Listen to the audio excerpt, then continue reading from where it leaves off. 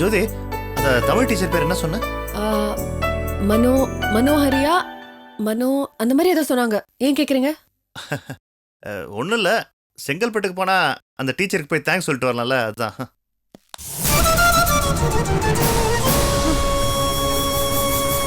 ரொம்ப அவசியம். நம்ம நினைச்சது மட்டும் உண்மையா இருந்தா கஷ்டம் நமக்கு தான். சித்ரா கோயிலுக்கு போயிருந்த போது உங்க அம்மா இங்க வந்தாங்க. சொல்லுங்க. அவங்க இங்க வந்து பேசின பேச்சு, செஞ்ச கலாட்டா, வீட்டுல தான் இப்படி பண்ணாங்கன்னா கோயிலுக்கும் போயிருக்காங்க தம்பி. கோவில்ல வேற யாரோ ஒரு பொண்ணை பார்த்து அவதான் சித்ரா நினைச்சு அவளோட சண்டை போட்டுருக்காங்க. இந்த அசிங்கம் தாங்காம தான் ஒருவேளை சித்ரா எங்கேயாவது போயிருக்கு.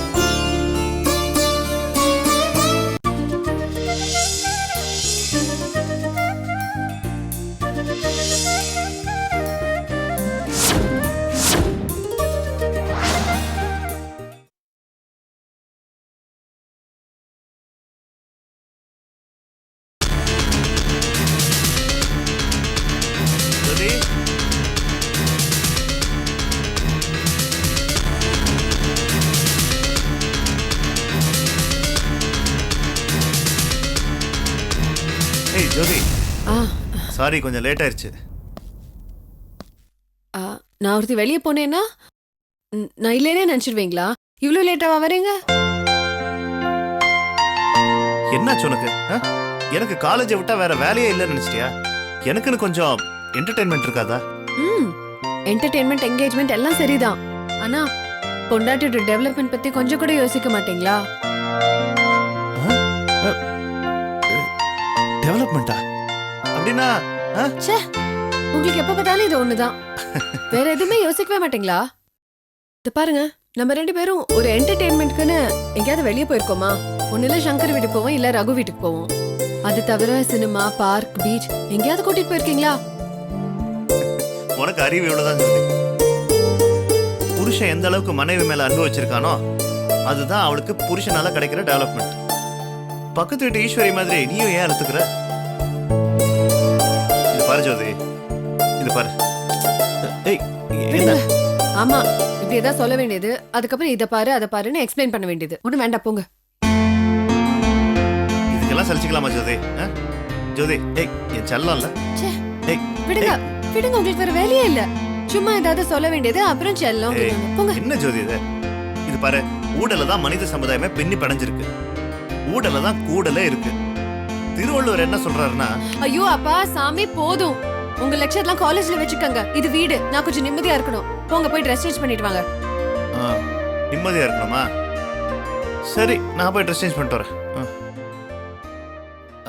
ஆமா, இந்த செங்கல்பட்டு போனல, எப்போ வந்த? என்னாச்சு விஷயம்? மத்தியானமே வந்துட்டேன். ஓ, என்னாச்சு? அந்த தமிழ் டீச்சர் என்ன சொன்னாங்க? அந்த பொண்ணோட பிரச்சனை என்னாச்சு? லெட்டர் கொடுத்தது யாரு? The great Tamil professor mister Tamilselvan. பேரை சொன்னதும் அவங்க பயந்தாங்களோ இல்லையோ, ஆனா உருகிட்டாங்க. என்ன சொல்ற நீ? உங்க லெட்டரை பார்த்ததும் ஆஹா ஓஹோன்னு புகழ ஆரம்பிச்சிட்டாங்க. அனிலுக்கு ராமர் போட்ட கோடு மாதிரி உங்க லெட்டரை பார்த்ததும் அப்படியே அசந்து போயிட்டாங்க. அவங்க இந்த அளவுக்கு முன்னுக்கு வந்ததுக்கு காரணமே நீங்க தானாமே. ஜோதி, என்னாச்சு? பேசிட்டே இருந்தா திடீர்னு சைலண்ட் ஆயிட்ட? இல்ல, யாருக்குமே டியூஷன் எடுக்காதவங்க சீதாக்குன்னு சொன்ன உடனே சரி நான் சொல்லி கொடுக்கறேன், அவளை எப்படியாவது பாஸ் பண்ண வச்சிடுறேன்னு சொன்னாங்க. அப்படின்னா உங்க லெட்டருக்கு அவ்வளவு சக்தியா? சக்தியாவது மண்ணாங்கட்டியாவது. தமிழ் இலக்கியங்களை பத்தி நான் பல புத்தகங்கள் எழுதியிருக்கேன். அதுல சிலது பாட புத்தகங்களாவும் வந்திருக்கு. அந்த டீச்சர் அதுல ஏதாவது படிச்சிருப்பாங்க. அந்த மரியாதைக்காக அவங்க ஒத்துக்கிட்டு இருக்கலாம். ஒருவேளை உங்களுக்கு இதுக்கு மேல தமிழ் லிட்டரேச்சர் படிக்கணும்னு ஆசை வந்துச்சுன்னா நீங்க போய் உங்களுக்கு சொல்லிக் கொடுப்பீங்களா? ஜோதி, அந்த தமிழ் டீச்சர் பேர் என்ன சொன்ன? மனோ, மனோஹரியா, மனோ அந்த மாதிரி ஏதோ சொன்னாங்க. ஏன் கேக்குறீங்க? ஒன்றும் இல்லை, செங்கல்பட்டுக்கு போனா அந்த டீச்சருக்கு போய் தேங்க்ஸ் சொல்லிட்டு வரலாம்ல, அதுதான்.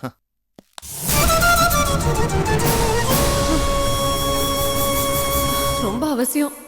நம்ம நினைச்சது மட்டும் உண்மையா இருந்தா கஷ்டம் நமக்கு தான்.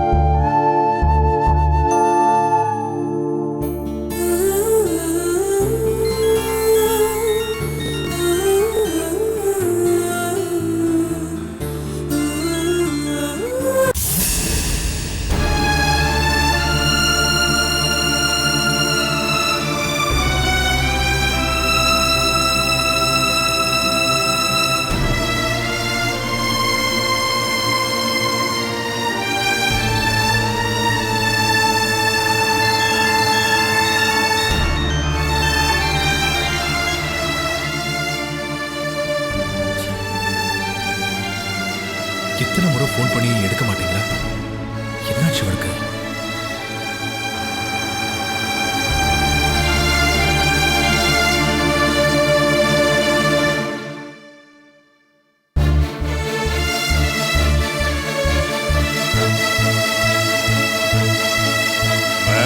பசிக்குது தாயே, கொண்டாங்க சீக்கிரம் போடுங்க. நான் வரேன். ஒரு எக்ஸ் கலெக்டரோட நிலைமை இப்படி ஆகி போச்சு. ஏய் என்னம்மா சங்கர் வந்த உடனே தண்ணி ஊற்றி சாப்பிட்றான்? ஓ டாக்டர் சாப்பிட்றதுக்கு முந்தி தண்ணி சாப்பிடணும்னு உனக்கு தெரியும் நினைக்கிறேன். ஏ சங்கர் என்னம்மா என்னங்க? இப்பதான் வந்தா உடனே கிளம்பிட்டான். என்னம்மா அது டிஃபன் கூட சாப்பிடாம கூப்பிடுங்க. போறீங்க? டேய் சங்கர். ஏ சங்கர், டேய் சங்கர். எங்கங்க போறான் இவன்? என்னமோ தெரியல, அவன் பாட்டுக்கு பாட்டுக்கு இருக்குன்னு வரான், புறப்பட்டுட்டான். போறான். நீ ஏதாவது சொன்னியா? நான் ஒண்ணும் சொல்லல.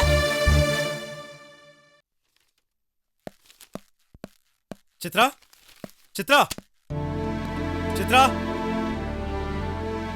சித்ரா இங்க இல்ல தம்பி. என்ன சொல்றீங்க? சித்ரா வீட்ல இல்லையா? எங்க போனா அவ?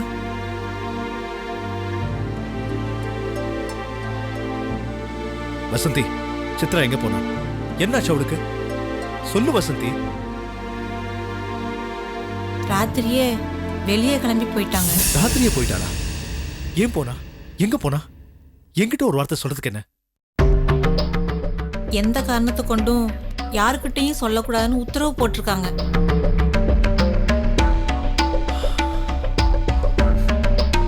வெளியூருக்கு போறதா சொன்னாங்க. நீங்க பிறந்த ஊருக்கான்னு கேட்டேன். அதெல்லாம் உனக்கு தேவையில்லாத விஷயம்னு சொல்லிட்டாங்க. எந்த ஊருக்கு போறீங்க அதையாவது சொல்லிட்டு போங்கன்னு கேட்டேன். போன பிறகு தகவல் சொல்றேன்னு சொன்னாங்க. இது வரைக்கும் ஃபோன் வரல. எங்க போனாங்கன்னு தெரியல.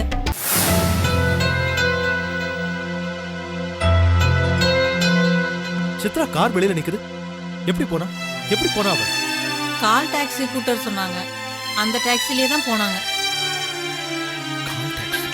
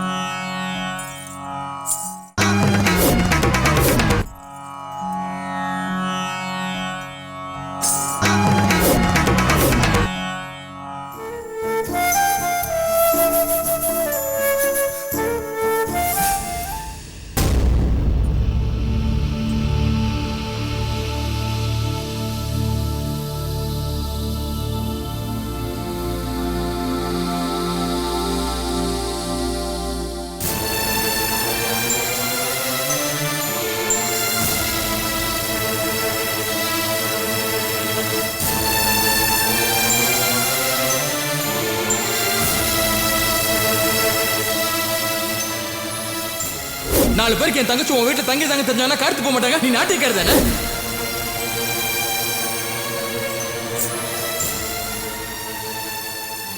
இவளுக்காக என்ன மிருகன்றியா? ஆமாண்டா. இந்த நாட்டிக்காரிக்காக என்ன மிருகங்கிறியா?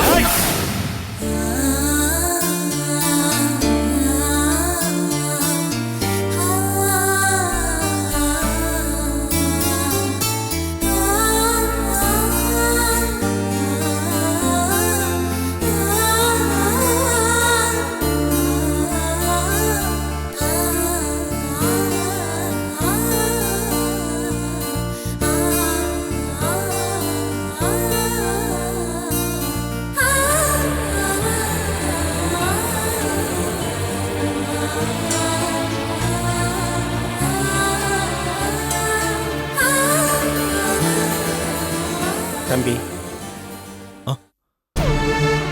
எனக்கு கூட விஷயம் தெரியாது. உங்ககிட்ட வசந்தி சொல்லாத தப்புதான். எனக்கு மட்டும் சித்ரா எங்கேயோ வெளியூருக்கு போயிட்டதா சொன்னாங்க. நானும் பதறி போய் ஓடி வந்தேன். பஸ் ஸ்டாண்டு, ரயில்வே ஸ்டேஷன் எல்லா இடத்துலயும் தேடி பார்த்துட்டேன் தம்பி. சித்ராவை எங்கேயும் பார்க்க முடியல. என்கிட்ட கூட சொல்லாம போற அளவுக்கு சித்ராவுக்கு எம்எல்ஏ என்ன கோவம் தான் தெரியல. சித்ரா ரகு பேசுறதுக்கோ ஜோதி கோவப்பட்டதுக்கோ வருத்தப்பட்டதா தெரியல. ஏன்னா தேவையில்லாம ரகு தங்கச்சி கமலாவை இங்க தங்க வச்சது தன்னோட தப்பு தான் உணர்ந்துட்டான். ஆனா சொல்லுங்க, இதுக்கும் மேல ஏதாவது இங்க நடந்ததா? ஆமா தம்பி, சித்ரா கோயிலுக்கு போயிருந்த போது உங்க அம்மா இங்க வந்தாங்க. சொல்லுங்க. அவங்க இங்க வந்து பேசின பேச்சு, செஞ்ச கலாட்டா, வீட்டுல தான் இப்படி பண்ணாங்கன்னா கோயிலுக்கும் போயிருக்காங்க தம்பி. கோவில்ல வேற யாரோ ஒரு பொண்ணை பார்த்து அவதான் சித்ரா நினைச்சு அவளோட சண்டை போட்டிருக்காங்க. சித்ரா உங்களை ஏதோ பண்ணிட்டதா அவங்க அம்மா நினைக்கிறாங்க தம்பி. அந்த கோபத்தில் தான் இங்க வந்து கலாட்டா பண்ணாங்கன்னு பார்த்தா கோயிலுக்கும் போய் சித்ராவை அசிங்கப்படுத்திருக்காங்க. தகாத வார்த்தைகளை சொல்லி சித்ராவோட மனசை நோகடிச்சது உங்க அம்மா தான் தம்பி. கோயில்ல நடந்த விஷயத்தை நான் கோயிலுக்கு போயிருக்கும் போது அந்த குருக்கள் சொல்லிதான் எனக்கு தெரியும். ஓரளவுக்கு இந்த விஷயம் சுத்து வட்டாரத்தில் இருக்கிற எல்லாருக்கும் தெரியும் தம்பி. இந்த அசிங்கம் தாங்காம தான் ஒருவேளை சித்ரா எங்கேயாவது போயிருக்கும்.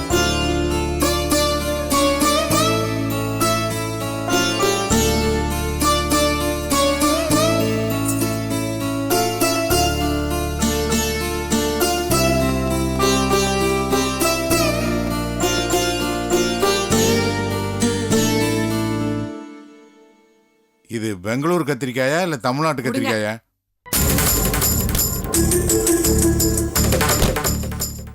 டேய் சங்கர், வாங்க.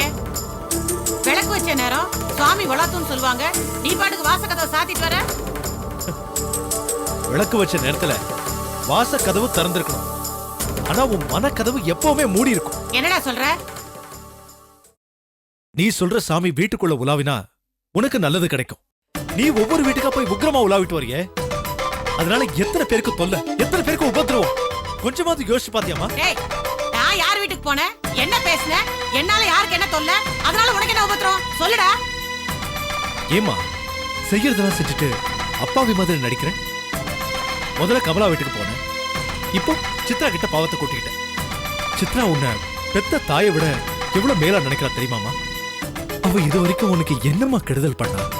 எதுக்காக அவளை நீ சித்திரவதை பண்ற? ஏ சங்கரு, இவளுக்கு நான் அப்பவே எல்லாத்தையும் எடுத்து சொன்னேன். நீ அந்த ரகு வீட்டுக்கு பொண்ணு கேட்டு போக வேண்டாம். அப்ப சொன்னப்பவும் கேட்கல. இப்ப சித்ரா வீட்டுக்கு போக வேண்டான்னு சொன்ன. இப்பவும் இவ கேட்கலடா. அந்த பொண்ணு என்ன பாவம் பண்ணான்னு இவ போய் அப்படிலாம் தொந்தரவு பண்ணிட்டு வந்திருக்கா. இவளுக்கு நான் எவ்வளவோ புத்திமதி சொன்னேன், கேட்டாளா? இவ பத்திரகாளி மாதிரி புறப்பட்டு போனா. அங்க என்ன நடந்துச்சோ ஏது நடந்துச்சோ திரும்பி வந்தவதான். கொஞ்ச நேரம் அப்படியே சைலண்டா உட்கார்ந்தா, இப்ப எடுத்தா வெட்ட ஆரம்பிச்சுட்டா காய. உங்க பிள்ளைக்கு ஒண்ணுமே தெரியாது பாருங்க, சொல்லி கொடுங்க. ஆமா, டேய், என் புள்ள நல்லா இருக்கணுங்கிறதுக்காக நான் எதை வேணாலும் செய்வேன், யார் மனசை வேணாலும் காயப்படுத்துவேன். பெருசா கமலா நான் பொண்ணு கேட்டு போனதுனாலதான் வினயம் வந்துதான். அது இல்லடா நிஜம். அந்த கமலா எவன் கூடவா ஓடி போய் சித்ரா வீட்டுல போய் ஒளிஞ்சுக்கிட்டா. அதுக்கு ஆதரவு கொடுத்தவன் அந்த சித்ரா. ஆனா பழிப்பாவன் யார் மேல வந்தது? உன் மேல வந்தது. பெருசா ரகு தம்பட்ட அடிச்சான் ஊர் பூரா. சங்கராலதான் என் தங்கச்சி கெட்டு போயிட்டான்னு. டேய், அவங்களெல்லாம் கேட்கறதுக்கு உனக்கு வக்கு இல்ல, என்ன வந்து கேக்குறியா நீ? ஆமாமா, சித்ரா தான் அடைக்கலம் கொடுத்தா. நான் தான் அந்த பழியை ஏத்துக்கிட்டேன். ஏன்னா சித்ரா எவ்வளவுதான் நல்லது பண்ணாலும் நீங்கெல்லாம் போய் அவளை கடிச்சு கொதறுவீங்கன்னு எனக்கு தெரியுமா? அதே மாதிரி நீ அவ வீட்டுக்கு போயிருக்க. அந்த வீட்டை ஒரு போர்க்களம் மாதிரி ஆக்கிட்டு வந்திருக்க. போதா குறைக்கு கோயிலுக்கு வேற போய் அவ பேரை சொல்லி ஊரை கூட்டி அசிங்கப்படுத்திருக்க. ஏமா, இதெல்லாம் உனக்கு நல்லதாவா படுது? இவ்வளவு சீப்பா நடந்துகிட்டு இருக்கியே, உனக்கே வெக்கமா இல்லையாமா? பாத்தீங்களா, ஒரு தாயை பார்த்து என்ன பேச்சு பேசுறான் பாருங்க. அந்த சித்ரா என்ன வானத்துல இருந்து குதிச்சிட்டாளா? அவளுக்காக வேண்டி பெத்த தாயை கூட எடுத்தறிஞ்சு பேசுற. நீ தலை நிமிர்ந்து நடக்கணும் தாண்டா நான் இவ்வளவு பண்றேன். கட்டின புருஷன் கூட எனக்காக பறிஞ்சு பேசல. உனக்கு கூடவா ஒரு தாயின் அன்பு இல்லாம போயிடுச்சு? ராஜாமணி, எதிர் வீட்டுக்காரங்க கூட சண்டை போடுற மாதிரி எதுக்கு பெத்த பையன் கூட சண்டை போட்டுட்டு இருக்கா நீ? கொஞ்சம் கூட இது உனக்கு நல்லா இருக்கா? சங்கர் என்ன கேட்டுவிட்டான்? தனியா வாழ்ந்தாலும் தான் பரதநாட்டிய உழைப்பால அவன் நல்ல முறையில சம்பாதிச்சு நல்லபடியா வாழ்ந்துகிட்டு இருக்கா. அவன் அது என்ன தப்பா? சங்கர் தான் அவன் வீட்டுக்கு போறானே தவிர அந்த பொண்ணு ஒரு நாளாவது நம்ம வீட்டுக்கு வந்திருக்கா? நீங்க எல்லாருமே நன்றி சொல்ல வேண்டியது அந்த சித்ராவுக்கு தான். பைத்தியம் மாதிரி ஆள் ஆளுக்கு ஒரு காரணம் சொல்லிட்டு இருக்கீங்க. சித்ரா மட்டும் கமலாவுக்கு கதிருக்கு அடைக்கலம் கொடுக்காம இருந்திருந்தா அவங்க 2 பேரையும் கண்டுபிடிச்சிருக்க முடியாது. உன் பேர்ல வந்த பழியை நீக்கி இருக்க முடியாதுடா. பாரு ராஜாமணி, உன் பேர்ல இருக்கிற தப்ப நீ முதல்ல ஒத்துக்க. சங்கர் பல வகையில தண்டிக்கப்பட்டிருக்கான். அந்த கோபம் அவனுக்கு இருக்கும். களைப்பா வந்த புள்ளைய கூட்டிட்டு போய் காஃபி ஏதாவது போட்டு கொடுப்பியா? சைட்ல நின்னு சரிசமா பேசிட்டு இருக்க நீ. சங்கர், உங்க அம்மாவை திட்டி பிரயோஜனம் இல்லப்பா. பாசாவ கண்ணை மறைக்குது. அவ என்ன பேசுறான்னு எனக்கு மட்டும் தான்டா தெரியும். அவளை நான் நல்லா தெரிஞ்சு வச்சுக்கிறதாலதான் வாழ்க்கைங்கிற வண்டியே ஓடிட்டு இருக்கடா. போ போ, இனிமே இந்த மாதிரி தப்பு நடக்காம பாத்துக்க. போ, நீ போய் சாப்பிடு. ராஜாமணி, கூட்டிட்டு போ. முடியாதுப்பா, முடியாதுப்பா. அம்மா அடிக்கடி என்ன சித்திரவதை பண்ணிக்கிட்டே இருப்பாங்க. இதை பொறுத்துக்கிட்டு நான் இங்க இருக்கணுமா? என்னால முடியாதுப்பா. நான் போறேன். எனக்கு எப்ப மனசு அமைதியாகுதோ அப்ப நான் இங்க வரேன். ரகு சித்ரா வீட்டுக்கு வந்து என்னை கலங்குப்படுத்துறது கூட பெருசு இல்லப்பா. அம்மா என்ன நம்பாம பேசுறாங்கல்ல, அதுதான்ப்பா தாங்கிக்க முடியல. இவங்க கையால சாப்பிடவே என் உடம்பு